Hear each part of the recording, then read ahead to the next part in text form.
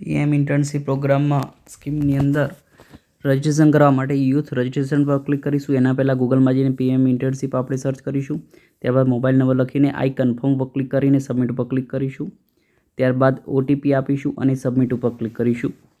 ત્યારબાદ મિત્રો સબમિટ થઈ જાય એટલે આપણી સામે સ્ક્રીન આવશે. એ સ્ક્રીનની અંદર પાસવર્ડ બનાવવાનો રહેશે. એ પાસવર્ડની અંદર લેટર, ડિજિટ અને સ્પેશિયલ કેરેક્ટર 3 આવી જાય એવી રીતે ઉપર પણ લખીશું અને નીચે પણ સેમ ટુ સેમ એનું એ લખીશું, એટલે જેથી આપણને યાદ રહી જાય.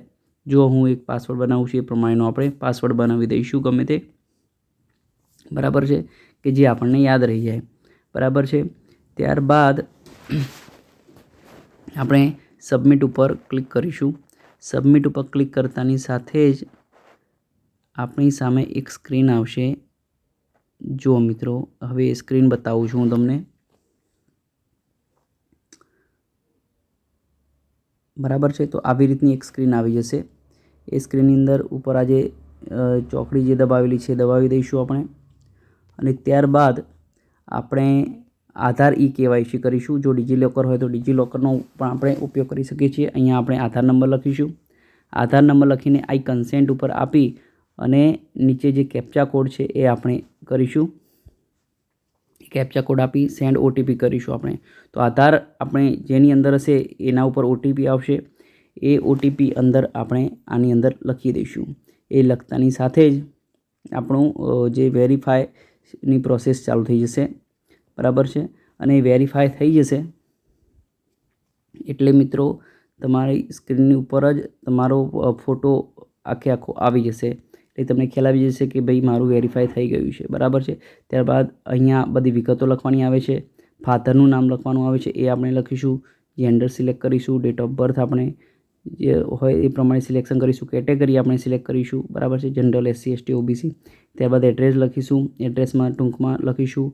એડ્રેસ લાઇન 2ની અંદર ગામનું નામ કે એવું લખીશું. અને ત્યારબાદ સ્ટેટમાં આપણે ગુજરાત સિલેક્ટ કરીશું.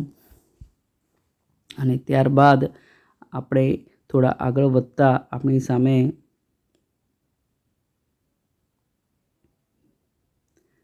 ડિસ્ટ્રિક્ટ આવશે. જુઓ તો ડિસ્ટ્રિક્ટમાં આપણું મહેસાણા ડિસ્ટ્રિક્ટ છે તો એ આપણે સિલેક્ટ કરીશું, બરાબર છે. ગુજરાત પછી મહેસાણા આપણે સિલેક્ટ કરીશું.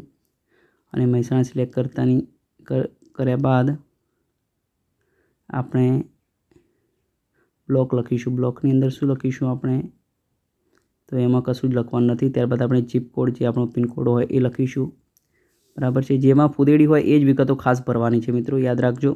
અને પરમેનન્ટ અને એ બંને સેમ જ છે એવું આપણે ક્લિક કરતાની સાથે જ નીચે સેવ એન્ડ નેક્સ્ટ કરીશું. ડિફરન્ટલી એબલની અંદર નો કરી દઈશું. જો આપણે અપંગ હોય તો યસ કરવાનું રહેશે. ત્યારબાદ આવી રીતની સ્ક્રીન દેખાશે તમારી સામે. અને પછી ઈમેલ આઈડી લખવાનું આવશે. ઈમેલ આઈડી લખ્યા બાદ ઓટીપી આવશે. ઓટીપી આપતાની સાથે સેવ એન્ડ નેક્સ્ટ કરીશું. સેવ એન્ડ નેક્સ્ટ કરશો એટલે તરત તમારી સામે એક સ્ક્રીન આવશે કે જેની અંદર તમારે એજ્યુકેશનલ ક્વોલિફિકેશન લખવાની રહેશે. તમે જો ગ્રેજ્યુએશન કર્યું હોય તો ગ્રેજ્યુએશન, 10મું કર્યું હોય તો 10મું, 12મું કર્યું હોય તો 12મું અને આઈટીઆઈ કર્યું હોય તો આઈટીઆઈ તમારે એ પ્રમાણે સિલેક્શન કરવાનું રહેશે. અહીંયા આપણે ગ્રેજ્યુએશન કરેલું હોય તો ગ્રેજ્યુએશન ઉપર ક્લિક કરીશું. ત્યારબાદ આપણે કોલેજ, યુનિવર્સિટીનું નામ લખવાનું આવશે તો એ હવે આપણે લખીશું, બરાબર છે. કોર્સ પહેલાં તો લેવો પડશે મિત્રો. જો કોર્સ આપણે લઈ લઈશું તો કોર્સ લઈ લીધો મિત્રો, બરાબર છે. ત્યારબાદ આપણે જે આપણું સ્પેશિયલાઇઝેશન હોય એ સિલેક્ટ કરીશું.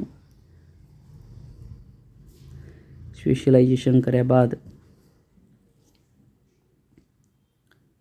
અંદર પૂરેપૂરું સર્ચ કરીને, બરાબર છે, યુનિવર્સિટીનું નામ લખવાનું આવશે. યુનિવર્સિટીનું નામ લખી લઈશું આપણે, જે પણ કોઈ પણ યુનિવર્સિટી હોય.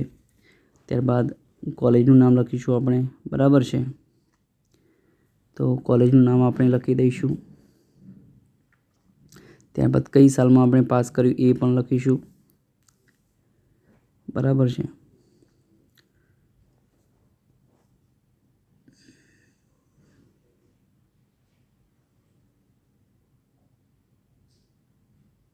કયા વર્ષમાં કોલેજ પાસ કરી એ લખીશું.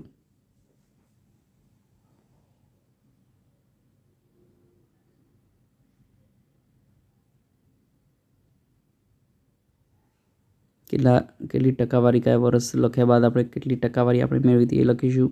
પર્સન્ટેજ સિલેક્ટ કરીશું, ટકાવારી લખીશું. આપણે એનું જે સર્ટી હોય એ આપણે અપલોડ કરીશું. અહીંયાથી કેમેરા હોય તો કેમેરા ખોલીને સર્ટીનો ફોટો પાડીને સીધું આપણે અપલોડ કરી દઈશું. બરાબર છે. જો તમારે કોઈ ફાઇલ શોધવા ના જવું પડે મોબાઈલમાં ક્યાં છે ક્યાં નહીં.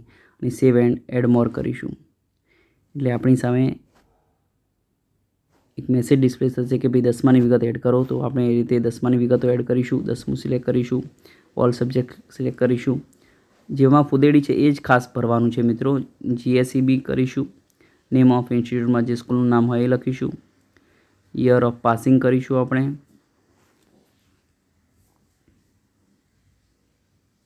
કે કઈ સાલમાં આપણે 10મું ધોરણ પાસ આઉટ કર્યું હતું. બરાબર છે. આ બધા ડોક્યુમેન્ટ તમારે હાથ વગા જ રાખવાના મિત્રો કે જેથી ફટાફટ એના ફોટા પાડીને આપણે કરી શકીએ. બરાબર છે. કયા વર્ષમાં આપણે 10મું કર્યું એ સિલેક્શન કરીશું. અને ત્યારબાદ પર્સન્ટેજ ઉપર સિલેક્ટ કરતાં આપણે પર્સન્ટેજ લખીશું કે ભાઈ જે પર્સન્ટેજ આવ્યા હોય. અને પાછું અપલોડ સર્ટિફિકેટના ચૂઝ ફાઇલ ઉપર સિલેક્ટ કરીને કેમેરો ખોલીને આપણે સીધો ફોટો પાડી લઈશું આપણા જે ડોક્યુમેન્ટ હોય એનો. અને ત્યારબાદ સેવ એડ મોર કરીશું આપણે. બરાબર છે.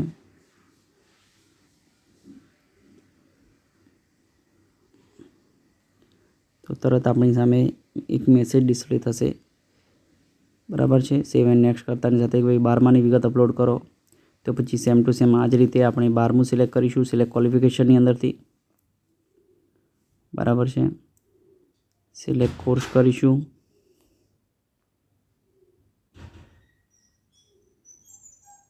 ત્યારબાદ તમારું જે બોર્ડ હોય એ સિલેક્ટ કરીશું. ત્યારબાદ જે તમારી કોલેજનું નામ છે એ સિલેક્ટ કરીશું.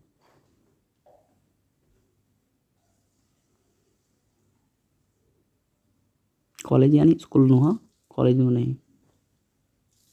અને જે વર્ષમાં પાસ કર્યું હોય એ વર્ષ આપણે સિલેક્ટ કરીશું. પર્સન્ટેજ લખીશું આપણે જે ટકા આપ્યા હોય. અને તમારું ચૂઝ ફાઇલ ઉપર ક્લિક કરીને કેમેરામાં ફોટો લઈ લઈશું.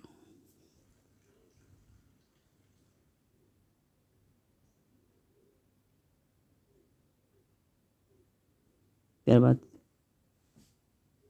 સેવ કરી લઈશું અને આગળ વધીશું.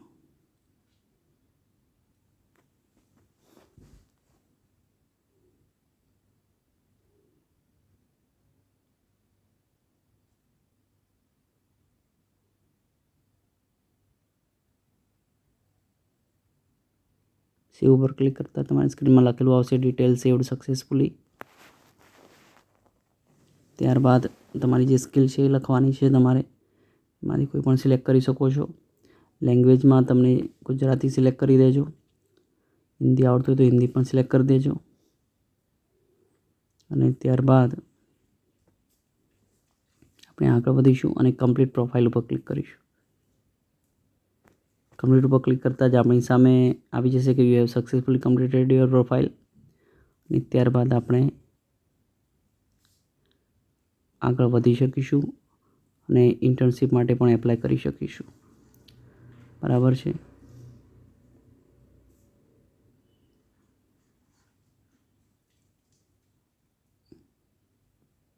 ITIના તાલીમાર્થી હોય તો ખાસ પ્રીવિયસ ઉપર જઈને ત્યાં પ્રીવિયસ લખેલું હતું એ પ્રીવિયસ ઉપર જઈને ક્વોલિફિકેશનની અંદર અથવા તો શરૂઆતમાં જ ક્વોલિફિકેશનની ITI સિલેક્ટ કરીશું. ત્યારબાદ તેનો કોર્સ સિલેક્ટ કરીશું જે તમારો કોર્સ હોય. બરાબર છે મિત્રો. કોર્સ સિલેક્ટ કર્યા બાદ આમાં જો બધા જ કોર્સીસ છે. બરાબર. ત્યારબાદ આપણે તમારું જે બોર્ડ જે છે એમાં NCVT લખી દઈશું અને નેમ ઓફ ઇન્સ્ટિટ્યૂટમાં ITI વિસનગર લખી દઈશું. અને ત્યારબાદ વર્ષ લખી દઈશું કયા વર્ષમાં પાસ કર્યું હતું એ. અને ત્યારબાદ આપણે પર્સન્ટેજ ઉપર ક્લિક કરીને આપણે આપણી ટકાવારી લખી દઈશું. અને અપલોડ સર્ટિફિકેટમાં ચૂઝ ફાઇલ પર ક્લિક કરીને આપણે આપણો જે માર્કશીટ હોય એનો ફોટો લઈ લઈશું. બરાબર છે. અહીંયા ટેમ્પરરી બીજો ફોટો છે, પણ તમારે જે આઈટીઆઈનો પર્ટિક્યુલર જે ફોટો હોય એ જ આપણે મૂકીશું. આ તમને બતાવવા માટે છે અને સેવ કરી લઈશું. અહીંયા સ્પેશિયલ કેરેક્ટર લખાઈ ગયું છે એટલે એરર આવી છે, તો આપણે વ્યવસ્થિત લખી દઈશું. કોઈ સ્પેશિયલ કેરેક્ટર ભૂલથી પણ દબાઈ ના જવું જોઈએ, એ ખાસ કાળજી રાખીશું.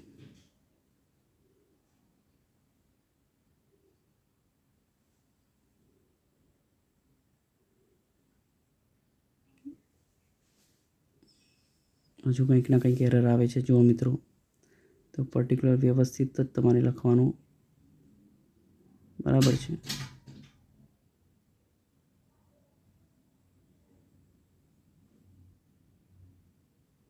જો હું હવે આખું વ્યવસ્થિત ઇરેજ કરીને વ્યવસ્થિત લખી દઉં છું જુઓ, અને પછી સેવ કરું છું તો સેવ તરત થઈ જાય છે. સેવ એન્ડ નેક્સ્ટ કરીશું.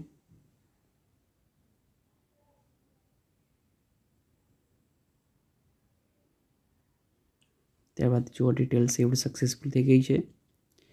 હવે તમારે જે તમારા સરને જે ફોટો આપવાનો છે એ પણ તમને બતાવી દઉં. એના પહેલાં જુઓ અહીંયા તમારી સ્કિલ સિલેક્ટ કરવાની છે. સ્કિલ સિલેક્ટ કર્યા બાદ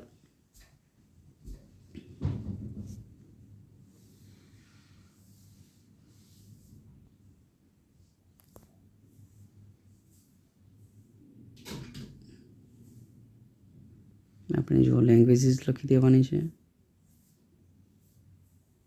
અને લેંગ્વેજીસ લખાઈ જાય પછી